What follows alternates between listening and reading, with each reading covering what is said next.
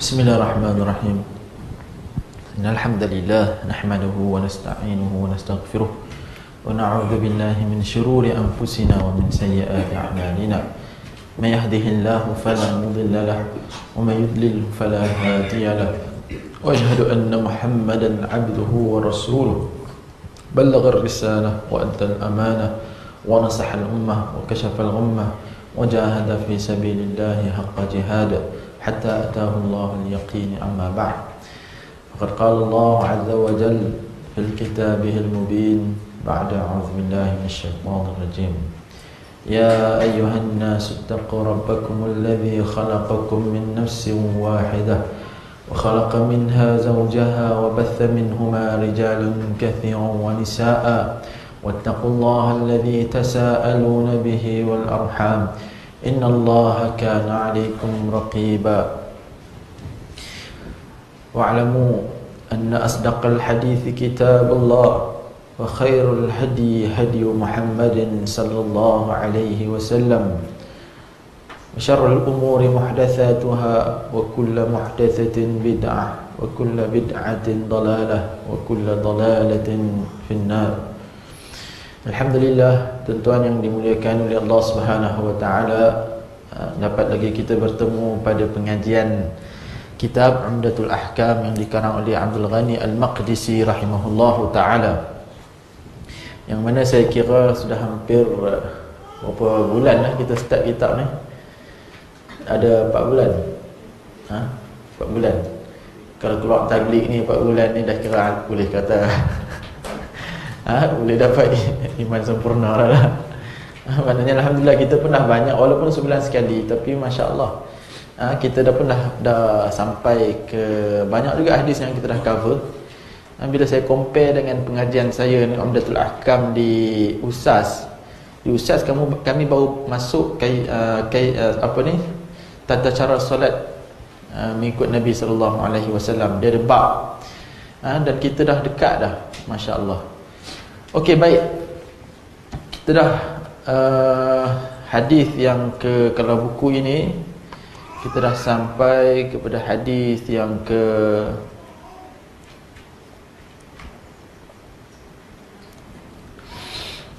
kalau di Ustaz kami dah habis sampai hadis ke 86. Kita di hadis ke 50, bab al-mawaqit, waktu salat.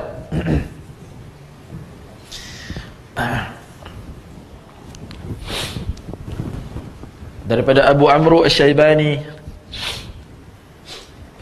Sa'ad bin Iyas qala haddathani sahib hadhihi ad-dar wa asyara biyadihi ila dar Abdullah bin Mas'ud radhiyallahu anhu qala sa'altu nabiyya sallallahu alaihi wasallam ayyul amali ahabbu ila Allah qala as-salatu ala waqtiha qultu thumma ay qala birrul walidain qultu thumma ay qala al-jihadu fi sabilillah qala haddathani bihinna Rasulullah sallallahu alaihi wasallam walau istazadtuhu lazadani. Baik, tuan-tuan yang dimuliakan oleh Allah Subhanahu wa taala, Al-Imam Abdul Ghani Al-Maqdisi memulakan kitab Mawaqitus Salat ataupun kitab salah dah ni. Kita dah masuk bab salat. Sebelum ni kita dah dalam bab taharah. Sekarang kita dah masuk bab salat, dan dia mulakan dengan kitab mawaqit. Mawaqit adalah waktu. Waktu-waktu, dia miqat. Jamak daripada miqat adalah mawaqit. Miqat adalah secara singular, mawaqit adalah plural. Adakah miqat makani atau miqat zamani? Kita ada dua, satu miqat tempat, miqat makani. Seperti mana kita nak niat ihram, itu kita kena niat ihram dekat tempat-tempat yang ditentukan. Kita tak boleh niat ihram dekat sembarangan tempat. Tak boleh tiba-tiba dekat Malaysia kita dah niat ihram. Tak boleh. Kena tak boleh kita niat, ataupun selepas kita daripada Madinah kita nak pergi ke Mekah. Sepatutnya kita miqat dekat Bi'ru Ali, tetapi kita tak miqat dekat situ, kita terus jalan, kita miqat dekat tengah-tengah. Tak boleh. Tak boleh, hukum dia berdosa kalau sengaja. Kalau tak sengaja kena niat dan kena bayar dam lah. Okey, itu nama dia miqat makani. Makan, tempat. Dan kita ada miqat zamani. Waktu-waktu zaman, waktu waktu kita panggil miqat zamani adalah waktu pukul berapa, bila masa nak buat. Bila masa nak buat. Okay, inilah yang dimaksudkan oleh bab sini, miqat az-zamani. Tuan-tuan, waktu salat yang ini sebelum Al-Imam Abdul Ghani Al-Maqdisi dia datangkan hadis mengenai bab salat, mengenai waktu-waktu salat, mengenai segala benda yang berkaitan dengan salat, dia mulakan hadis ni sangat cantik tuan-tuan. Hadis yang kita sama-sama perlu ambil iktibar, yang kita sama-sama perlu cuba amal dan sampaikan. Katanya daripada hadis ini diriwayatkan oleh satu orang sahabat daripada Abu Amr Asy-Syaibani. Dan dia nakalkan daripada Abdullah bin Mas'ud. Dia sambil dia tunjuk pemilik rumah Abdullah bin Mas'ud. Dia tunjuk yang dia kata ni, yang orang pemilik rumah ni. Pemilik rumah tu adalah Abdullah bin Mas'ud, dan saya dah cerita dah tentang Abdullah bin Mas'ud, saya dah cerita sikit terjemah dia tentang Abdullah bin Mas'ud. Dan kata Abdullah bin Mas'ud, dia kata, sa'altu Nabi sallallahu alaihi wasallam, aku bertanya kepada Nabi sallallahu alaihi wasallam, ayyul amali ahabbu ila Allah. Amalan apakah yang paling disukai oleh Allah Azza wa Jalla? Ini. Tuan-tuan, para sahabat ni dia sentiasa tanya banyak ni. Banyak sahabat tanya tentang ayyul amali ahabbu ila Allah. Ni banyak tuan-tuan. Kadang-kadang sahabat tanya ayyul amal ataupun ayyul amal afdal. Apakah amal yang paling terbaik? Apakah amalan yang paling disukai oleh Allah Azza wa Jalla? Ni para sahabat, kerana apa tuan-tuan? Mereka ini, jiwa mereka ni sentiasa nak berlumba-lumba ke arah kebaikan. Berlumba-lumba untuk mendapatkan redha Allah Subhanahu wa taala. Sebab apa tuan-tuan? Amalan yang paling disukai oleh Allah Subhanahu wa taala, sudah pastilah amalan itu besar ganjarannya. Sudah pastilah amalan itu banyak pahalanya. Sebab itulah para sahabat mereka nak mendekatkan diri kepada Allah dengan membuat banyak amalan yang disukai oleh Allah Subhanahu wa taala. Oleh itu Nabi sallallahu alaihi wasallam jawab apa tuan-tuan? Nabi sallallahu alaihi wasallam jawab, amalan yang paling disukai oleh Allah Subhanahu wa taala ialah as-salatu ala waqtiha. Apa dia tuan-tuan? Salat di awal waktu. Kalau kita terjemah harfiah kat sini, salat pada waktunya. Salat pada waktunya. Apakah maksud salat pada waktunya? Diterangkan dalam riwayat yang lain, iaitu as-salah fi awwali waqtiha. Salat pada awal waktu. Kalau salat dalam waktu ni 5 minit sebelum masuk asar kita solat zuhur, tu pun dalam waktu. Tapi adakah itu afdal? Adakah itu yang paling disukai oleh Allah? No. Yang paling disukai oleh Allah ialah as-salah fi awwali waqtiha, solat pada awal waktu. Dan ini juga diterang dalam riwayat yang lain. Kemudian sahabat ni dia tanya lagi tuan-tuan, dia nak tanya lagi. Dia tanya lagi summa, dia kata lepas itu apa? Dia kata summa ai. Kata Nabi sallallahu alaihi wasallam, birru alwalidain, buat baik terhadap kedua ibu bapa. Tuan-tuan, yang pertama ialah dalam hadis ni. Kita jangan cerita dekat hadis-hadis lain lagi. Kita akan jumpa banyak hadis-hadis yang seolah-olah pada zahirnya bertentangan. Sat hadisnya kata jihad yang pertama. Kemudian lagi ada yang kata tentang bersedekah. Macam-macam hadis. Tapi kita cara hadis ni dulu. Kata Nabi yang pertama adalah salat pada awal waktu, yang kedua birrul walidain. Tuan-tuan, Nabi SAW letakkan buat baik kepada ibu bapa dalam hadis ini selepas hak Allah. Salat adalah antara hak kita kepada hak dengan hak antara hubungan kita dengan Allah. Salat. Kemudian yang kedua adalah antara hak kita sesama manusia, sesama makhluk, yang paling tinggi haknya yang perlu ditunaikan adalah ibu bapa. Anak, no. Anak. Suami ataupun isteri, no. Yang pertama adalah ibu bapa. Sehinggalah Allah dalam Al-Quran, Allah comparekan antara tauhid dengan berbuat baik pada ibu bapa. Wa qada rabbuka alla ta'budu illa iyyahu wa bil walidaini ihsana. Allah kata, Allah telah tetapkan, wa qada rabbuka alla, Allah Subhanahu wa taala telah wajibkan, Allah Subhanahu wa taala telah tetapkan bahwasanya alla ta'budu illa iyyah, janganlah kamu menyembah selain daripada Allah. Kemudian Allah bagi yang kedua pula, Allah kata wabil walidaini ihsana. Kemudian selepas tauhid, selepas mengesakan Allah Subhanahu Wa Taala, Allah comparekan dengan apa? Dengan berbuat kebaik kepada ibu bapa. Tuan-tuan nak jadi wali senang je tuan-tuan. Orang semua nak kata wali kan, macam mana nak uji wali, pergi suluk sana, pergi suluk sini, pergi calik sana, calik sini, pergi keluar 4 bulan 3 kali, 4 kali, contohlah nak jadi wali. Orang kata wali ni apa? Wali doa ada makbul. Tuan-tuan, nak jadi wali senang. Yang pertama beriman kepada Allah dengan benar-benar iman. Yang kedua wabil walidaini ihsana. Berbuat baik kepada ibu bapa. Sebanyak mana kita buat baik kepada ibu bapa, tuan-tuan, pada zaman Nabi sallallahu alaihi wasallam ada satu orang sahabat, dia bukan sahabat, dia ni tabi'in. Tapi dia hidup pada zaman Nabi, tapi dia tak sempat jumpa Nabi. Nama dia siapa? Uwais Al-Qarni. Barakallahu fiik. Nama dia Uwais Al-Qarni. Dia duduk Yaman. Tapi dia hidup pada zaman Nabi. Dia sangat nak jumpa Nabi sallallahu alaihi wasallam. Dia dengar khabar Nabi sallallahu alaihi wasallam. Sampai berita. Tuan-tuan, siapa yang bawa Islam pergi ke Yaman? Muaz bin Jabal bawa ke Yaman. Ramai lagi. Antaranya ialah Muaz bin Jabal yang awal-awal utusan di antar ke Yaman. Tuan-tuan, dia ni nak jumpa Nabi sallallahu alaihi wasallam, tapi oleh kerana dia ada ibu yang sudah tua, yang sudah lanjut usianya, dia jaga ibu dia. Sehinggalah Nabi sallallahu alaihi wasallam wafat dan dia tak sempat jumpa ibunya. Dikisahkan dalam riwayat dia ni, sebelum dia ni nak bawa ibu dia pergi ke Mekah, apa yang dia buat tuan-tuan? Dia nak bawa ibu dia pergi umrah, dia pergi gym dulu. Tapi tuan-tuan jangan bayangkan gym zaman lain ni lah. Dia pergi gym apa tuan-tuan? Dia mengembala kambing, dia angkat kambing, dia angkut hari-hari, supaya dia biasa. Nanti dia nak angkat mak dia. Dia nak gendong mak dia pergi ke sana, dia angkat kambing, turun naik bukit, sampailah tough, kita katalah. Sampailah dia kuat badan dia. Sehingga begitu selepas tu dia bawa dia pergi umrah, dia kendong mak dia. Dia kendong mak dia.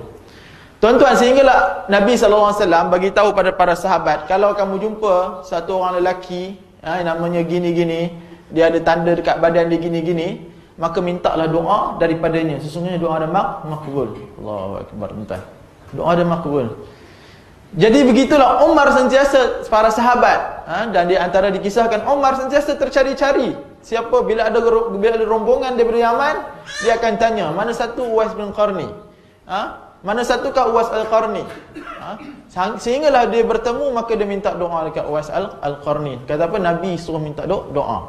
Subhanallah. Jadi tuan-tuan, nak jadi wali kena buat baik kepada ibu bapa. Manakan tidak, mereka lah yang membesarkan kita daripada kita dalam perut sehinggalah kita besar. Sebab itu Allah ajarkan kita supaya doakan mereka.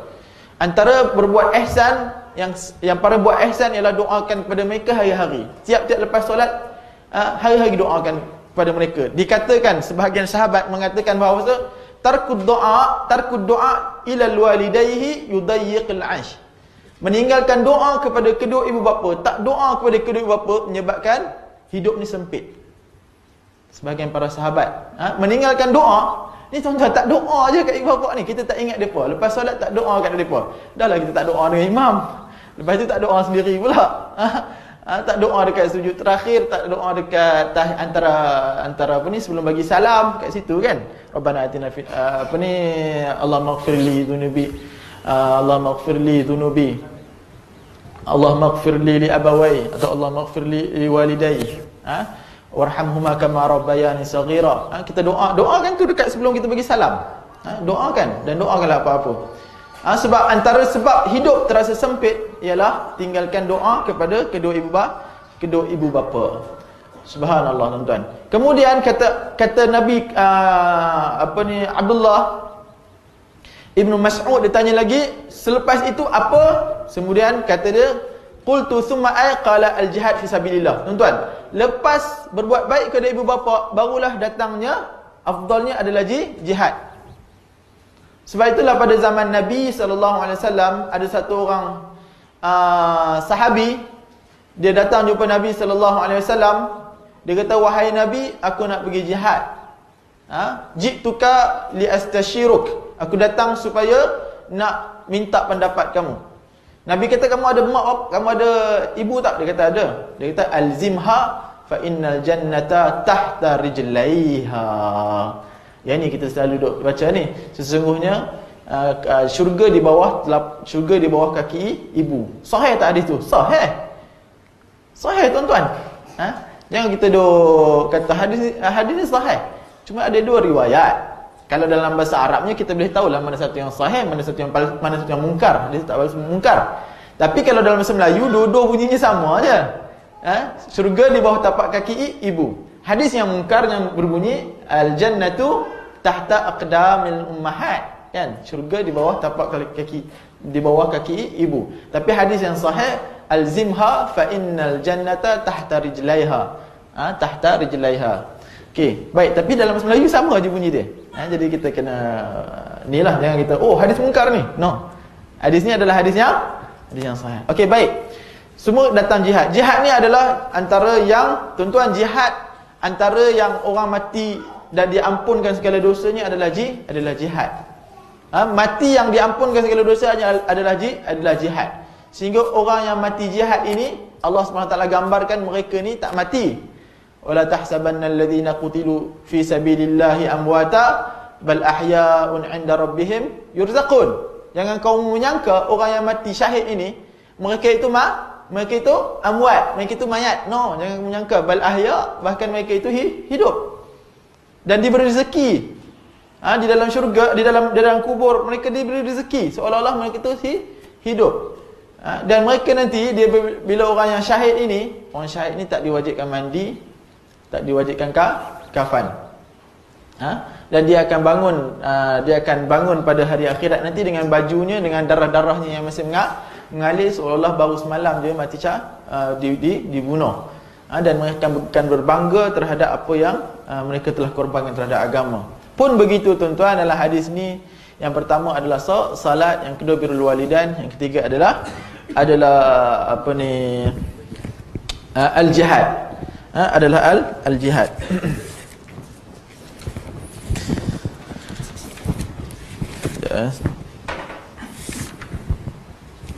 Tuan-tuan, ada dalam riwayat, banyak riwayat tuan-tuan. Kalau tuan-tuan baca hadis, tuan-tuan akan jumpa antaranya ialah ahabbul a'mal. Ni kita panggil, bila kita takhrij, bila kita cari hadis ahabbul a'mal ilallah, antara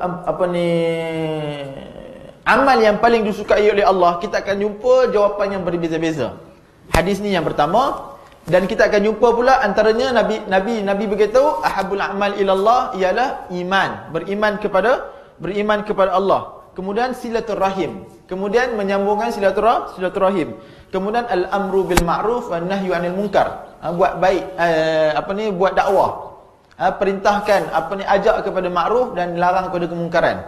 Seperti mana dalam riwayat Abu Ya'la dan disahihkan oleh Syekh Al-Albani.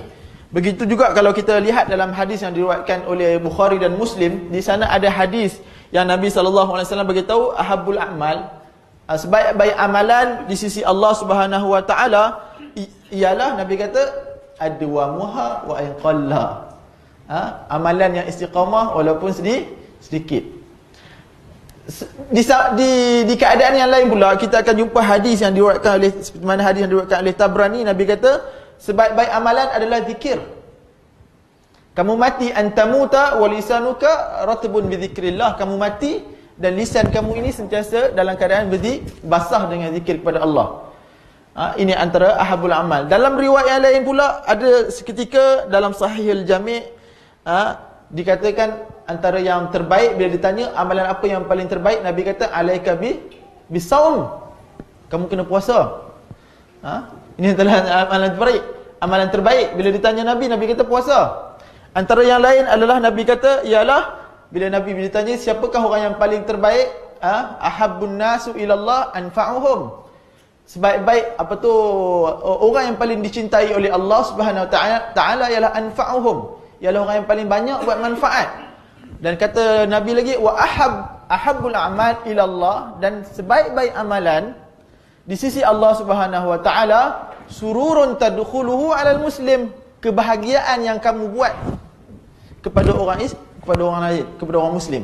kamu jadikan dia bahagia. Allahu Akbar. Kamu bagi dia rasa seronok, bahagia. Bagi isteri rasa bahagia, itu adalah amalan yang terbaik.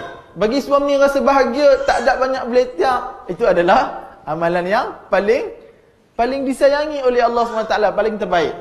Bagi anak-anak rasa bahagia, itu adalah amalan yang terbaik. Bagi awet rasa bahagia, itu syaitan. Awet tu. Melainkan kalau tunang memang nak kahwin lah. Tunang nak kahwin. Kan? Ada orang tanya, Ustaz, boleh tak kita boleh tak kita bercinta sebelum kahwin? Apa jawapan dia? Yes, boleh. Sunnah cinta sebelum kahwin. Sebab apa sunnah? Sebab Nabi suruh bercinta sebelum kahwin. Macam mana tu, Ustaz?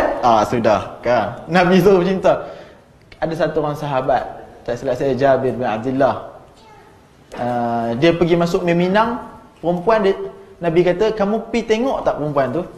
Dia kata tak tengok. Nabi kata tengoklah dia. Dengan tengok itu kemungkinan boleh kamu jatuh suka, jatuh cinta padanya.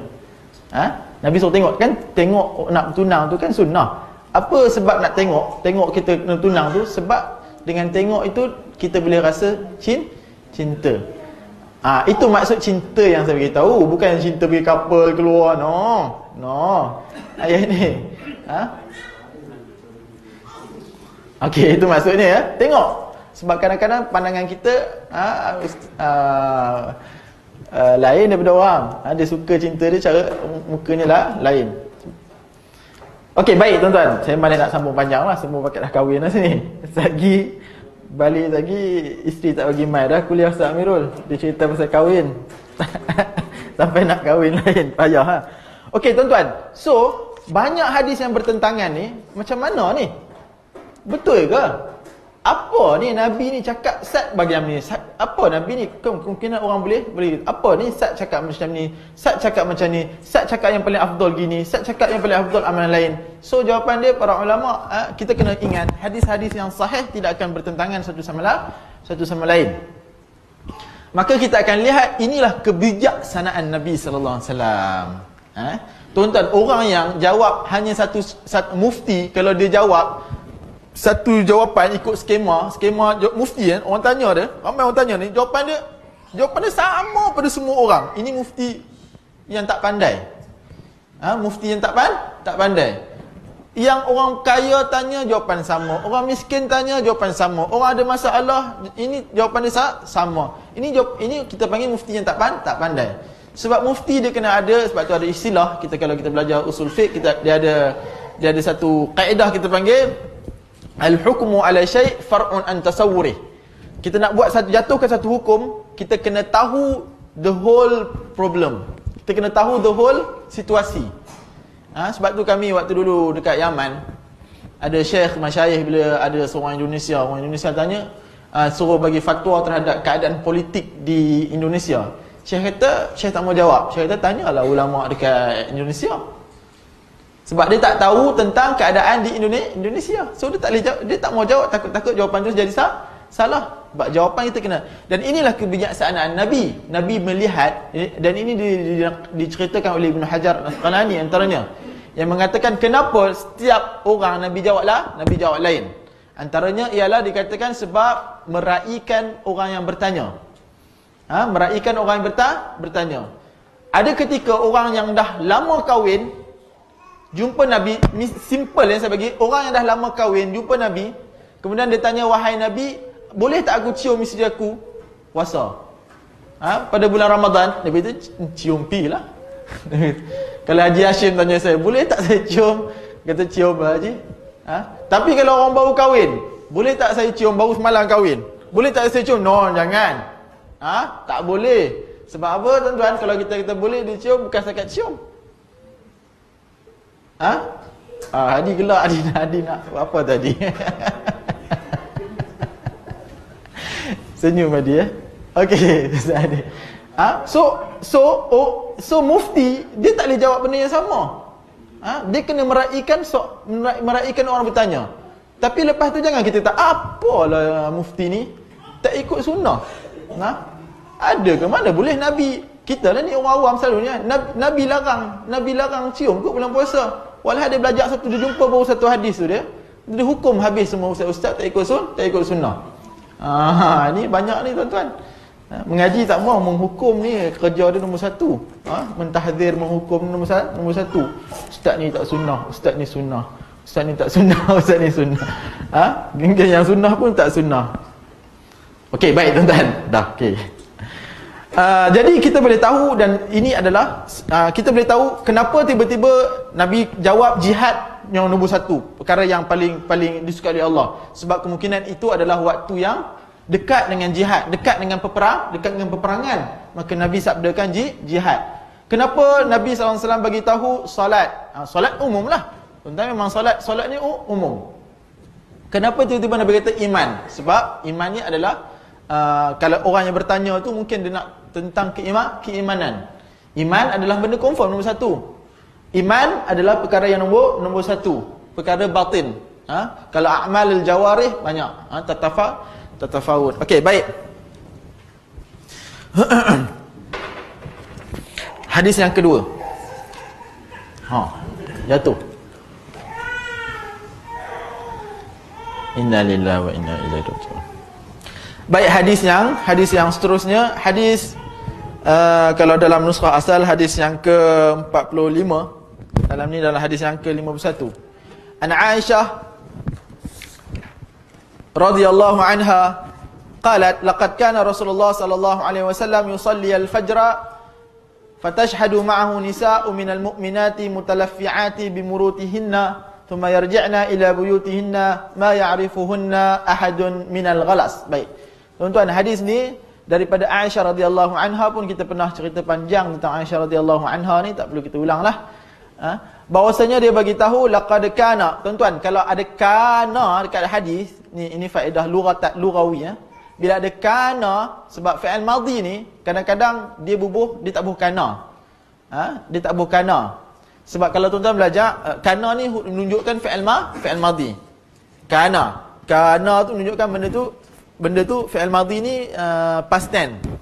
Past tense. Tetapi tak perlu bubuh kana pun kita dah boleh bubuh nak menunjukkan past tense, sebab dalam bahasa Arab dia ada sama juga macam bahasa Inggeris kan. Past tense dia ada past tense dan dia ada present tense. Kalau past tense tu kita panggil fi'il madhi. Present tense fi'il mudhari'. Contohnya kataba Ahmad. So kita boleh faham Ahmad telah menulis. Salla Ahmad. Ahmad telah salat. Yaktubu Ahmad. Ahmad yaktubu ar-risalah. Kalau kita panggil Ahmad sedang menulis risalah. Okey, tetapi dalam hadis kita akan jumpa banyak kana, bubuh kana ke depan. Kenapa perlu bubuh kana? Bila ada kana dia ada faedah, iaitu Nabi ini yadullu ala istimrar. Menunjukkan selalu Nabi buat. Selalu. Menunjukkan benda tu berlaku selalu. Berlaku selalu. Ini dia. Jadi kana Rasulullah sallallahu alaihi wasallam yusalli al-fajr. Nabi sallallahu alaihi wasallam selalu solat fajar, dan bersama Nabi sallallahu alaihi wasallam solat fajar juga orang wanita. Ma'ahu nisa. Bukan nisa sajalah, lelaki lah. Dan juga orang perempuan. Kenapa dekat sini dia tekankan solat fajar ni datangnya nisa, sebab nanti kita akan jumpa dua solat je yang perempuan ni hadir. Yang pertama solat isyak, yang kedua solat fajar. Kita akan jumpa hadis-hadis. Kerana perempuan zaman Nabi dia kebanyakannya pergi solat isyak dan juga solat subuh, solat fajar. Kemudian mereka akan balik sebelum orang lelaki balik, supaya tidak bercampur-campur, supaya tidak berlaku ikhtilat lah kita panggil. Okey, baik. So fatashhadu ma'ahu nisa'u minal mu'minat. Dan bersama Nabi sallallahu alaihi wasallam ni selalulah ni perempuan zaman Nabi memang selalu pergi solat subuh. Dan bersama Nabi sallallahu alaihi wasallam perempuan yang mana mereka pergi solat subuh dalam keadaan mutalaffi'at. Mutalaffi'at ni badan dia berbalut. Zaman dulu mana ada baju yang canggih macam kita. Dah ada saya elok tudung semua. Dia balut badan. Tutup badan lah senang. Tutup badan, tutup aurat. Tutup badan mereka bimurutihinna. Dengan kain. Tutup badan dengan tutup wajah. Dekat sini dia tulis tutup wajah aja ya. No, tutup badan semua. Tutup badan dan juga wajah. Beberapa wanita mukminah yang menutup wajah mereka semua sekali. Mutalaffi'at adalah berbalut semua badan, maknanya badan dan muka mereka menutup dengan kain. Murutihinna dengan kain. Thumma yarji'na ila buyutihinna, dan kemudian mereka itu pulang ke rumah mereka sedangkan ma ya'rifuhunna ahadun. Seorang pun tak tahu. Seorang pun tak tahu depa ni mai, siapa yang mai. Sebab apa? Yang pertama, mereka tutup wajah, tutup muka. Yang kedua, mereka balik dalam keadaan minal ghalas. Minal ghalas ni apa tuan-tuan? Kat sini dia terjemahan kabus malam. Ghalas ni bukan kabus malam. Ghalas ni ialah dia kegelapan malam. Dia kan waktu subuh dah terang sikit tapi masih ada kegelapan malam. Itulah dia. Ghalas. Waktu subuh punya malam tak macam malam punya tu gelap gelita. No, dia dah ada cerah sikit. Tetapi ini kita panggil ghalas. Dia bukan kabus. Okay, tak apalah tu. Mungkin kat situ rubuh kabus. Okey. Tuan-tuan yang dimuliakan oleh Allah Subhanahu Wa Taala, hadis kat sini dia ada banyak faedah. Yang pertama ialah kita ketahui bahawasanya para perempuan zaman Nabi, mereka itu solat bersama dengan Nabi, terutama waktu-waktu yang kurang timbul fitnahnya. Sebab wanita zaman Nabi mereka pergi berjalan kaki. Kalau pergi berjalan kaki lambat sampainya. Bila lambat sampainya, nampaklah orangnya. Zaman lalu ni ada ke orang jalan kaki? Sebab kat sini kita bukan ambil zahir, bukan maksudnya kena pergi, maknanya sunnahnya perempuan pergi subuh dia boleh. No. Kat sini ialah perempuan dibolehkan untuk pergi ke masjid, dibolehkan diharuskan untuk pergi ke masjid jika aman daripada fitnah. Jika aman daripada fitnah. Sama ada dia aman daripada fitnah lelaki ataupun lelaki aman daripada fitnah dia. Tuan-tuan ingat perempuan tak aman daripada fitnah lelaki ke? Tambah-tambah ni macam Haji Hashim handsome ni. Macam Hadi handsome. Depa pun bergetar juga tengok Hadi handsome ke. Tuan-tuan berlaku zaman Umar. Tuan-tuan pernah dengar kisah satu orang ni, Allahumma salli ala Muhammad, siapa nama dia? Saya lupa. Dia ni handsome sangat. Sehinggalah Umar terdengar satu orang perempuan dia bersyair. Dia kata hal minas sabili ila al-khamri fa ashrabuha. Adakah ada arak supaya aku boleh minum? Adakah ada satu jalan untuk arak supaya aku boleh minum? Dan adakah ada peluang untuk aku jumpa orang ni supaya aku boleh dapatkan? Orang ni handsome. Nabi panggil, Umar panggil dia. Siapa kan nama ni? Saya lupa sekarang ni. Umar panggil dia, Umar tengok memang handsome orang tu. Patutlah orang Madinah terpesona sampai terpedaya. Umar suruh dia botak kepala. Botakkan kepala. Dah botak kepala lagi handsome. Bila lagi handsome, orang perempuan lagi terpedaya, lagi tergetar tulang rusuknya. Lah kali Umar bukanlah buang negeri, suruh dia hijrah tempat lain. Sehinggalah dia hantar surat ke Umar, wahai Umar, apa salah aku? Izinkan aku balik ke Madinah, aku nak balik kampung. Umar tak bagi sehingga aku mati. Umar tak bagi. Ini adalah dalam bab ini dinyatakan, dia sanad dia ada sikit masalah, tetapi ramai yang nyatakan, Ibn Taymiyah, Ibn Qayyim, Ibn Hajar Asqalani menunjukkan bahawasanya benda kisah tu syuhrah, kisah tu banyak diriwayatkan. Dan ini antara, kalau kita belajar fiqh, al-maslahah al-khassah muqaddamah ala al-maslahah ammah. Maslahah yang maslahah ammah muqaddamah 'ala al-maslahah khassah. Maslahah umum diutamakan daripada masalah khusus. Okey, kat mana atas kita? Okey, sama ada perempuan itu, tapi kebiasaannya perempuanlah yang memberi fitnah, lelakilah yang terfitnah dengan wanita. Jadi bila aman daripada fitnah, maka dibolehkan para wanita pergi ke masjid ataupun surau ataupun ke mana-mana lah, ke kuliah dan sebagainya. Yang penting aman daripada fitnah. Yang kedua ialah faedahnya kita tahu Nabi sallallahu alaihi wasallam yusallil fajra. Nabi sallallahu alaihi wasallam solat fajar dalam keadaan ghalas. Ghalas ni adalah gelap malam. Gelap malam yang kat subuh tu. Masih dalam keadaan gelap. Dan ini adalah hujah terhadap mazhab Hanafi.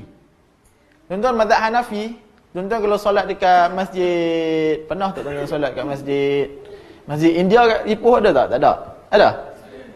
Kalau tuan-tuan solat subuh, Masjid India ada solat subuh ke berapa? Dah cerah dah. Yes. Ini kita panggil al-isfar. Dalam hadis sahih.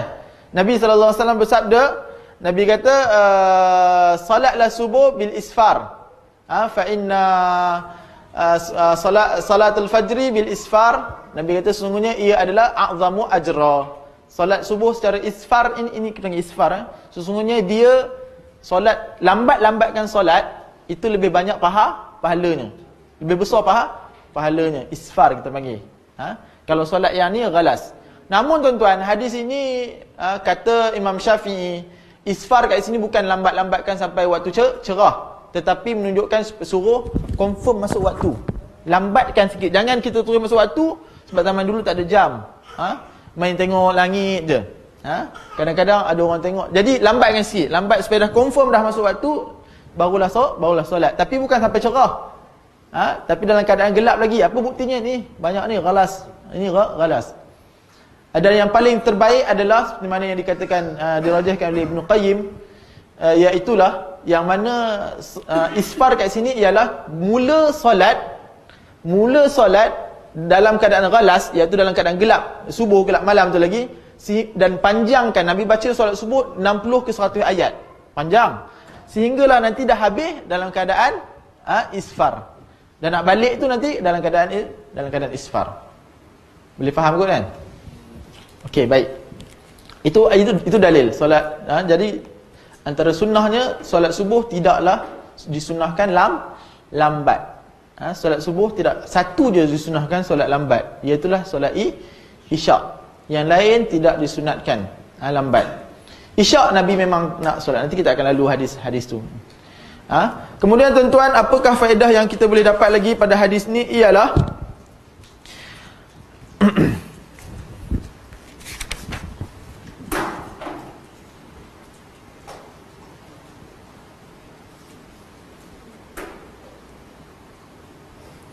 istihbab al-mubadarah ila salat subhi fi awal. Okey, itu saya dah terang tadi, adalah sunnahnya untuk pergi ke solat subuh segera, dalam keadaan gelap lagi. Tuan-tuan, ada satu ketika Nabi SAW bagi tahu, la tamna'u ima'akum al-masajid, ataupun la tamna'u nisa'akum al-masajid. Jangan hampa halang wanita-wanita hampa untuk pergi ke masjid. Dan hadis ini Ibnu Umar dia bagi tahu, la tamna'u ima'akum al-masajid. Jangan hampa halang wanita-wanita hampa untuk pergi ke masjid. Dan anak Ibnu Umar, nama dia Bilal bin Abdullah bin Umar. Umar bapa dia ada anak nama dia Abdullah. Abdullah ada anak nama dia Bilal. Ini bukan Bilal bin Rabah. Bilal bin Abdullah ni dia kata, anak Ibn Umar kata, wallahi la amna'ahunna, kami akan halang. Dia kata, aku akan halang perempuan untuk pergi ke masjid. Abdullah bin Umar marah, tuan-tuan. Abdullah bin Umar dia kata nuhaddithuka ataupun nuhaddithuka min Rasulillah, kami bagi tahu tentang Rasulullah, kami bagi tahu hadis tentang Rasulullah, dan kamu kata kamu nak buat. Kami tahu, kami bagi tahu Rasulullah larang gini, tapi kamu nak buat. Abdullah bin Umar tak bercakap dengan anak dia Bilal ni sehinggalah Bilal ni mati. Sehinggalah dia mati. Abdullah bin Umar, bin Umar. Sehinggalah mati dia tak bercakap. Punya dia marah. Sebab apa? Sebab khilaf dengan sunnah Nabi sallallahu alaihi wasallam. Tapi para ulama kata kemungkinan dia mati tu pada cakap tu dia mati dalam bukannya panjang sampai bertahun-tahun. Kemungkinan dekat waktu matinya.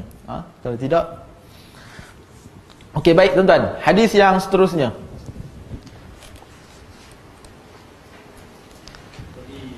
Yes.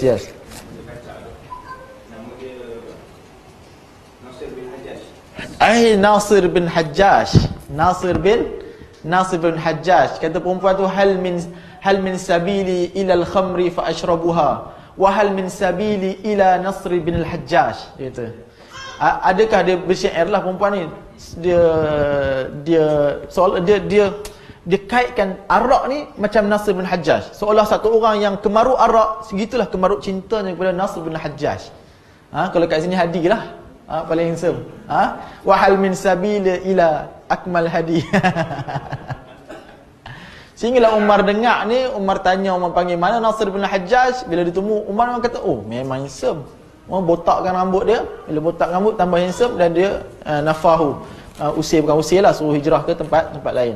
Dan itu juga baik untuk Nasr bin Hajjaj ni supaya dapat menjaga kemuliaan dia. Mungkin ada orang tanya habis tu, nanti dekat tempat baru tu orang terpikat pula kat dia. Apa relevannya pergi letak tempat lain? Nanti orang lain terpikat pula.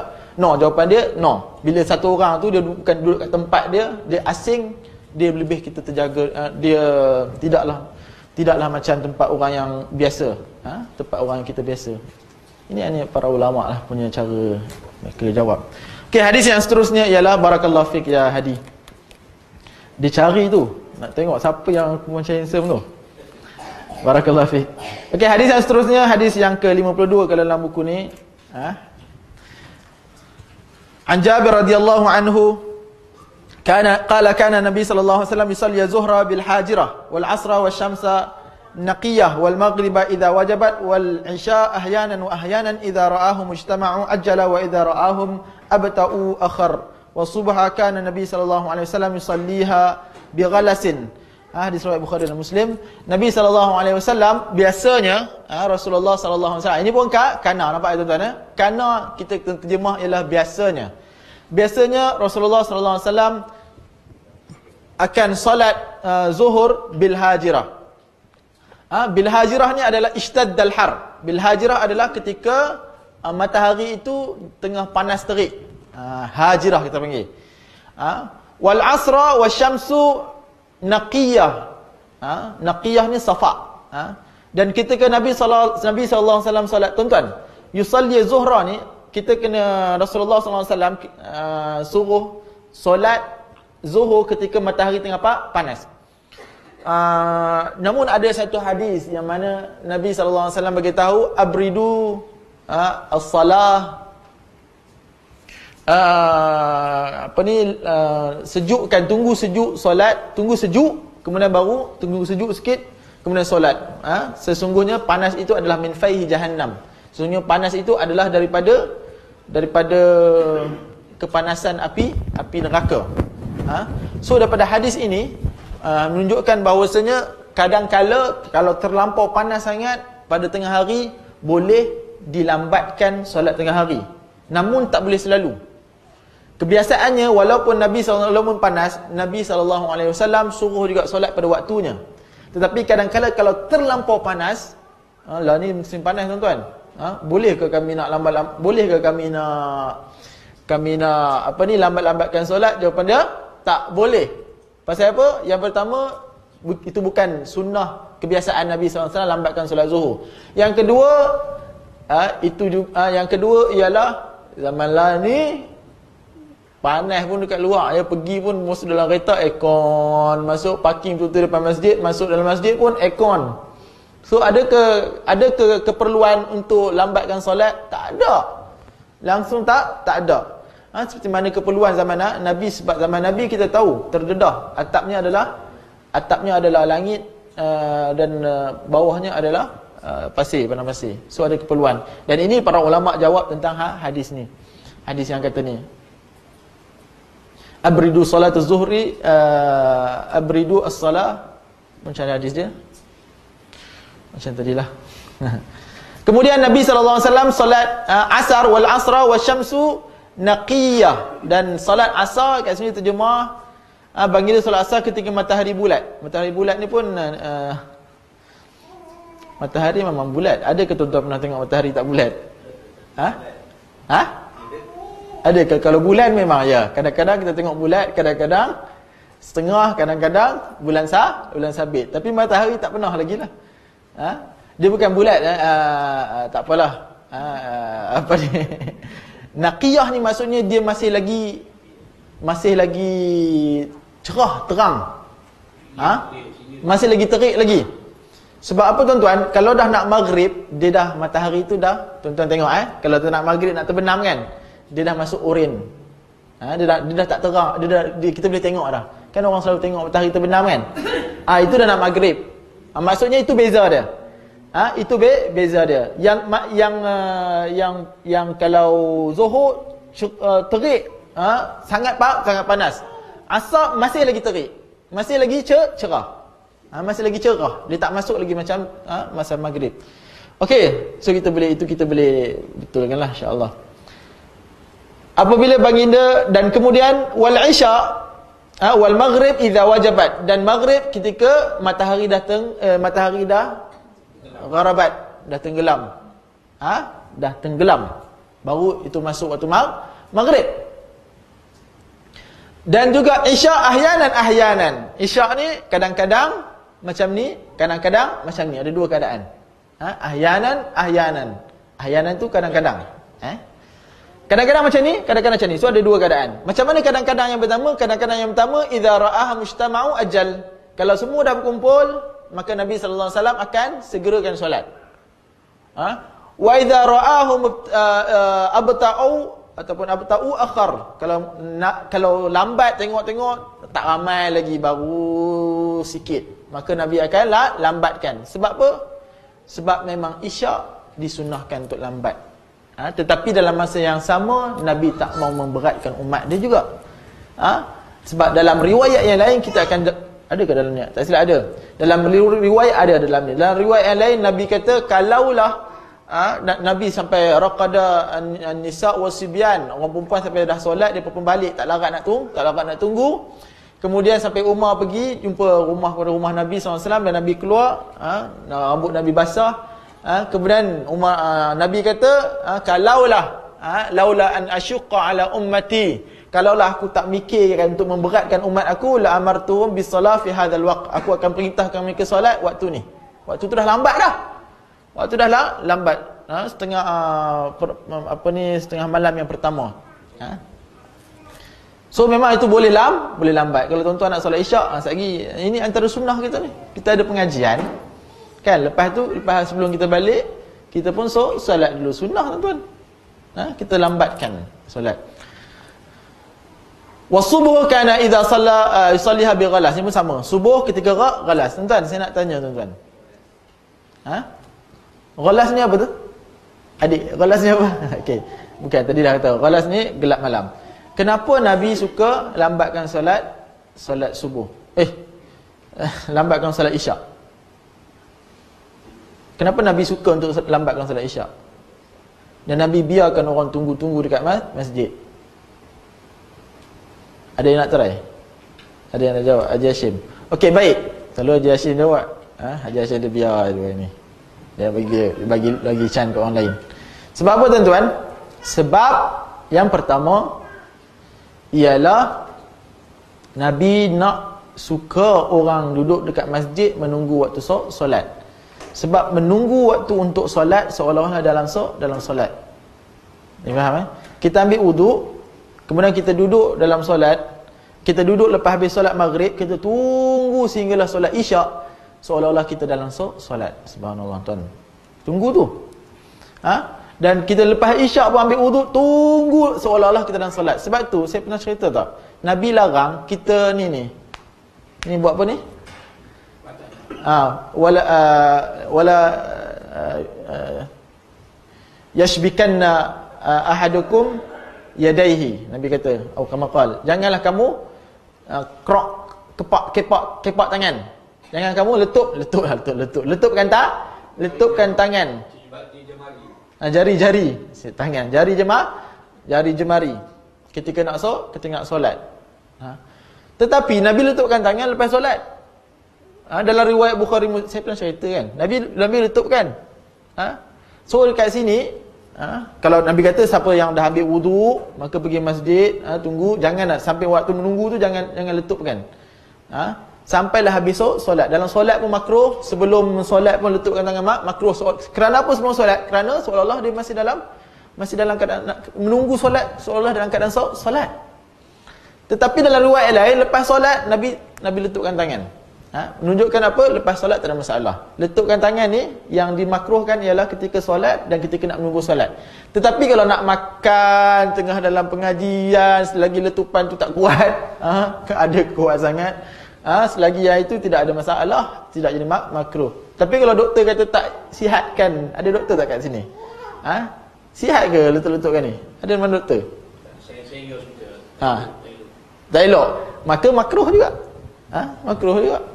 Ataupun kalau memang boleh bawa kepada mudarat yang besar, jadi haram. Ya, bila dah buda-buda kini kita batal. Bila umur 60 kata dia akan rasa sakit.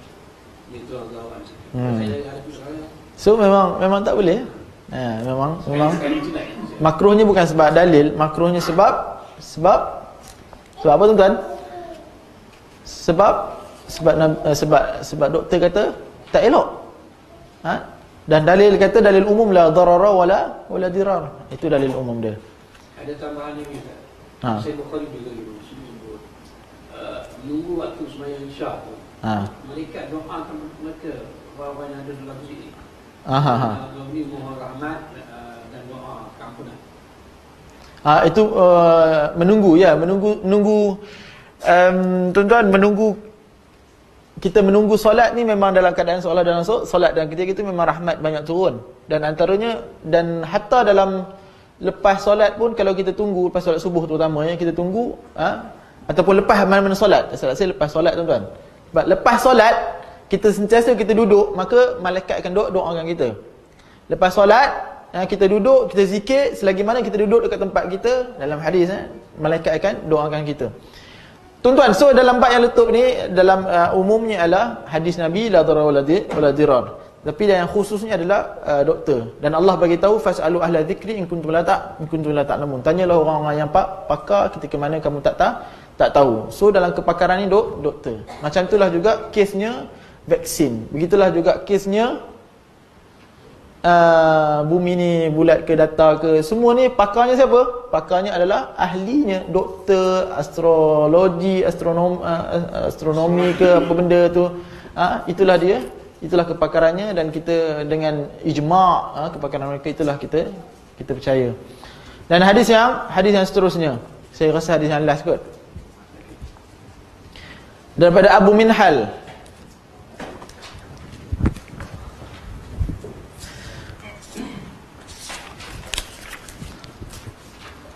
An Abil Minhal Sayyar bin Salamah qala dakhaltu ana wa abi ala Abi Barzah al-Aslami faqala lahu abi kaifa kana Rasulullah sallallahu alaihi wasallam yusalli al-maktubah faqala kana yusalli al-hajirah allati tad'unaha al-ula hina tadhhadu asy-syamsu wa yusalli al-'asra thumma yarji'u ahaduna ila rahlihi fi aqsa al-Madinah wasyamsu hayya wa nasitu ma qala fi al-maghrib wa kana يستحب أن يؤخر من العشاء التي تدعونها العتمة وكان يكره النوم قبلها والحديث بعدها وكان ينفتل من صلاة الغداء حين يعرف الرجل جليسه وكان يقرأ ب60 إلى 100. Tuan-tuan, tadi saya baru bagi satu kan, sebab apa ni, Nabi suka lambatkan solat Isyak. Ada yang kedua dalam hadis ni. Jadi tuan-tuan, hadis ni berbunyi daripada Abi Minhal Sayyar bin Salamah. Beliau menyatakan bahawasanya aku dan ayahku menemui Abu Barzah al-Aslami. Ayahku bertanya padaku bagaimana cara Nabi Muhammad mengerjakan solat wajib, solatul maktubah. Maka dia pun menjawab baginda menunaikan solat pada waktu al-hajirah. Jadi kita dah ceritakan kan, al-hajirah tu adalah ishtaddal har, waktu yang terang, waktu yang matahari sangat terik. Ketika matahari dan juga dia condong sedikit. Dia condong. Okey, kemudian baginda sallallahu alaihi wasallam solat asar. Selepas itu seorang di antara kami menemui lepas habis solat asar, kemudian dia pun pergilah sampai ke hujung Madinah. Balik, sedangkan matahari matahari bukan masih bulat. Suka sangat bulat sini ya. Hina tadhadu asyams, maksud matahari masih cerah. Matahari masih cerah. Wa yusalli al-asr, kemudian depa solat asar. Kemudian mereka solat, kemudian baginda solat asar. Selepas itu salah seorang dari kami menaik hawan dengan di hujung Madinah, sedangkan matahari masih bulat. Aku lupa bagaimana pernyataan baginda perihal solat maghrib. Tuan-tuan, okey, kat sini ada tambahan yang lain daripada hadis tadi, iaitu perawi dekat sini dia tak tahu, dia cakap tak tahu. Dia lupa, dia cakap lupa. Nampak tak sini tuan-tuan? Perawi kat sini iaitu Abi Minhal Sayyar bin Salamah. Dia kata apa? Dia kata wa nasitu ma qala fil maghrib. Aku lupa apa yang Nabi bagi tahu kat maghrib. Allahu akbar tuan-tuan. Ini faedah yang sangat besar. Kita kalau lupa cakap lupa. Jangan kita main taram je kita jawab. Ni selalu ni kadang-kadang ni. Terutama kadang-kadang dah famous lah. Wal iyad billah lah. Wal iyad billah. Orang takut, apa ni ustaz tak tahu jawab ni, maka minta haram jawapan selalunya. Kalau tak famous macam mana tak kisahlah, anda tak tahulah. Ni kalau dah famous ni. Tapi kalau tak famous pun main haram jawab ni bahaya. Lagi dia famous lagi bahaya. Allah kata apa? Wala taqfu ma laysa laka bihi ilmun. Inna sam'a wal basara wal fuada kullun ulaika kana anhu mas'ula. Jangan kamu cakap benda yang kamu tak ada ilmu tentangnya. Jangan berani cakap benda yang tidak ada ilmu. Inna sam'a wal basar, sesungguhnya pendengaran, penglihatan, wal fuad, dan hati ini semuanya akan dipertanggungjawabkan, dipertanyakan di akhirat kelak. Tak tahu cakap tak tahu, lupa cakap lupa. Adakah satu keaiban seseorang itu cakap saya lupa? Satu orang alim tu dia cakap saya lupa? No. Saya lupa, tidak ada masalah, tidak ada masalah, saya akan rujuk balik. Itu adalah tanda keilmuan dia. Wallahu alam, tanda keilmuan dia. Kemudian baginda sallallahu alaihi wasallam suka solat isyak, seperti mana yang kamu istilahkan. Dulu orang panggil atamah. Solat isyak ni panggil atamah. Atamah ni adalah zulmatul lail. Atamah adalah gelap malam. Tapi Nabi sallallahu alaihi wasallam tak suka orang panggil atamah. Nabi kata, no, jangan panggil atamah, panggil solat isyak. Tuan-tuan kena beza dalam hadis nanti, dia ada isyak, dia ada asyak. Dia ada bil baris bawah, dia ada bil baris atas. Ada bil baris atas. Bil majrul dengan bil jar dengan bil fathah. Kalau bil fathi dengan baris atas, asyak maksudnya makan malam. Kalau baris bawah, isyak maksudnya solat isyak. Baris je lah lain. Nanti kita akan jumpa hadis yang tentang makan. Baginda apabila solat atamah ditunda, baginda tidak suka tidur sebelum isyak dan berbincang setelahnya. Tuan-tuan, baginda tak suka tidur. Jadi orang yang tidur sebelum isyak, selepas maghrib, maka hukum dia apa? Makruh. Sebab Nabi tak suka. Hukum dia makruh. Sebab apa? Takut tertinggal solat isyak. Takut tertinggal solat isyak.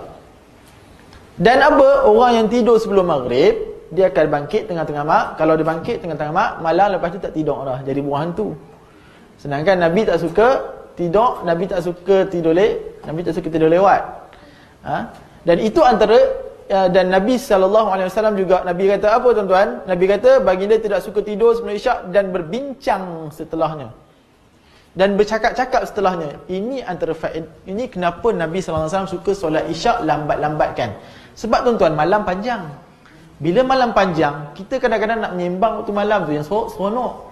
So jadi bila panjang waktu maghrib tu sikit, walaupun dah masuk, so ada masanya untuk nak menyembang. Time tu menyembang. Sembang. Sagi. Sagi lepas isyak lagi nak tidur, disunatkan terus tidur. Sebab Nabi tak nak. Jadi gitulah tuan-tuan. Sebab tu Nabi kata, kalaulah aku tak mau beratkan umat aku supaya tunggu lama, maka, tapi kadang-kadang itu menjadi keringanan kepada kita. Terutama pada zaman sekarang ni, bagi mereka yang ada kelas misalnya. Tetapi ingat, bukan solat sendiri-sendiri yang afdal tu. Ada orang buat fatwa, saya nak, tak mau, kenapa tak nampak lama dah Haji? Tak nampak lama dah ni kat solat isyak ni. Saya pergi ni kuliah Umdatul Ahkam. Nabi SAW bersabda,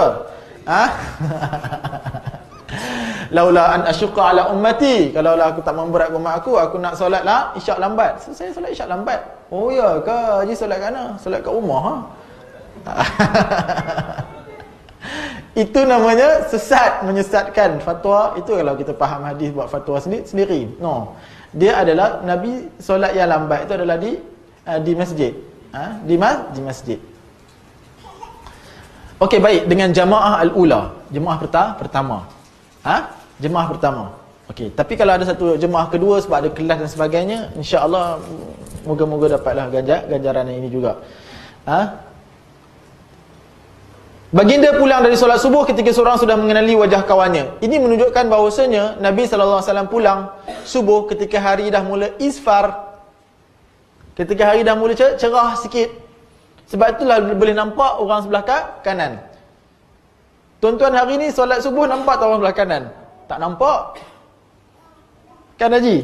Menipu tidur memang tak nampak.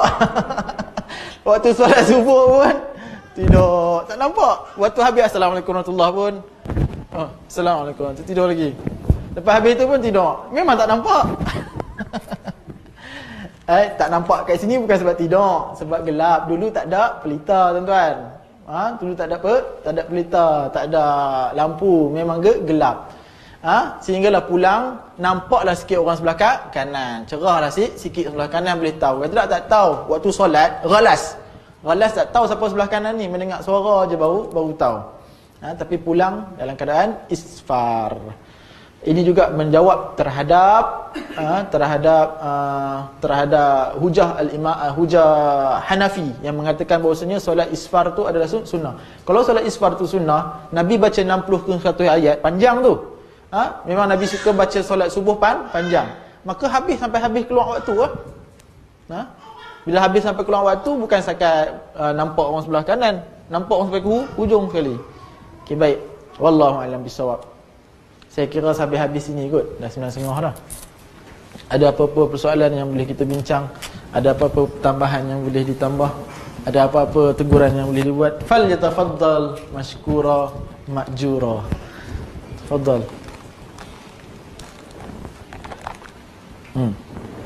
Ya, tafadhal, barakallahu fiik. Ya.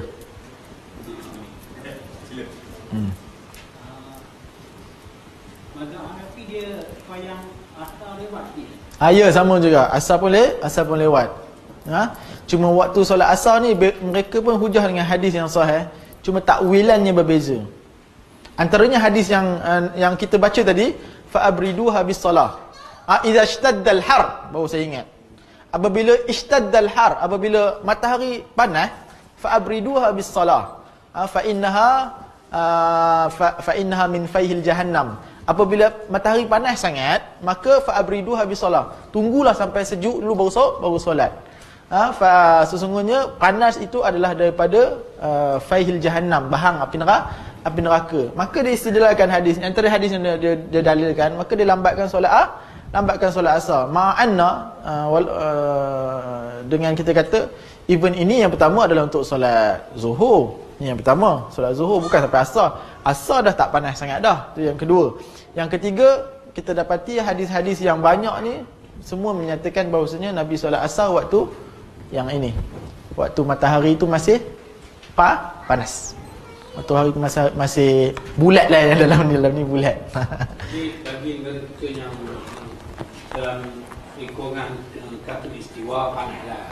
Lagi sebelah tengah panas lah kuat. Tapi negara barat ada yang masuk panjang malam ni. Ini siang kan.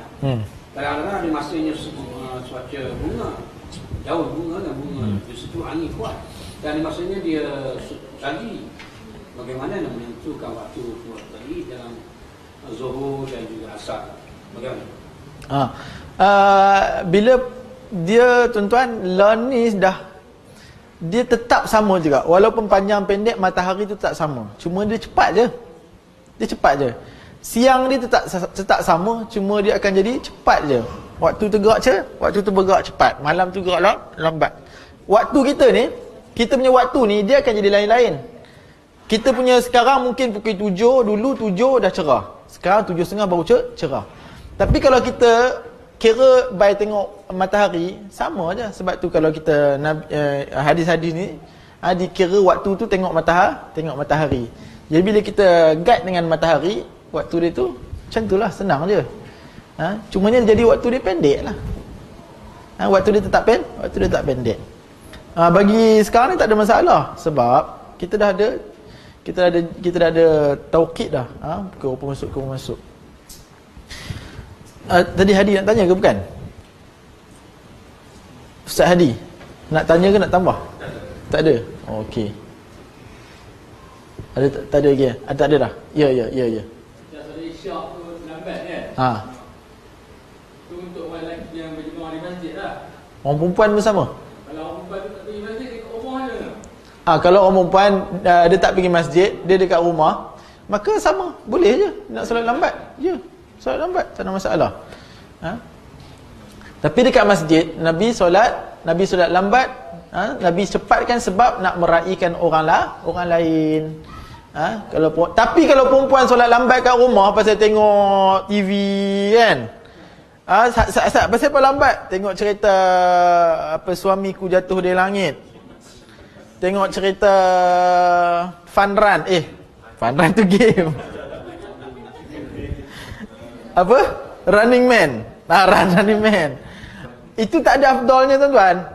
Yang afdalnya ialah contoh lepas maghrib, lepas isyak dia tunggu dia baca Quran lagi sampai dia lambat kan.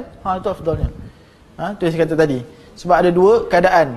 Dua sebab apa Nabi lambatkan isyak. Sebab yang pertama, nak dalam keadaan sentiasa menunggu isyak, kerana menunggu itu adalah seolah dalam solat. Yang kedua ialah sebab Nabi tak suka bersembang-sembang dah selepas isyak. Ni susah ni. Lagi nak duduk dengan ustaz ni nyembang ni, kena balik terus lepas ni. Okey. Sebab nak lepas tu terus tidur. Tuan-tuan, ya Allah tuan-tuan, tidur malam awal ni nikmat tuan-tuan. Sebab apa? Untuk bangun Nabi, untuk bangun solat. Satu yang tahu solat tahajud, yang kedua kalau tak tahajud pun solat subuh secara berjemaah di awal waktu. Solat kalau tidur lambat memang payah nak bangkit subuh. Wallahu a'lam bissawab. Barakallahu fikum. Saya kira tak ada dah soalan-soalan. Insya-Allah kita akan sambung lagi pada bulan hadapan dengan izin Allah Azza wa Jal. Apa yang baik datang daripada Allah, yang tidak baik atas kelemahan diri saya. Kita tangguh kita punya halaqah ataupun ni dengan tasbih, dengan kafaratul majlis. Subhanakallahumma wa bihamdika asyhadu an la ilaha illa anta astaghfiruka wa atubu ilaik.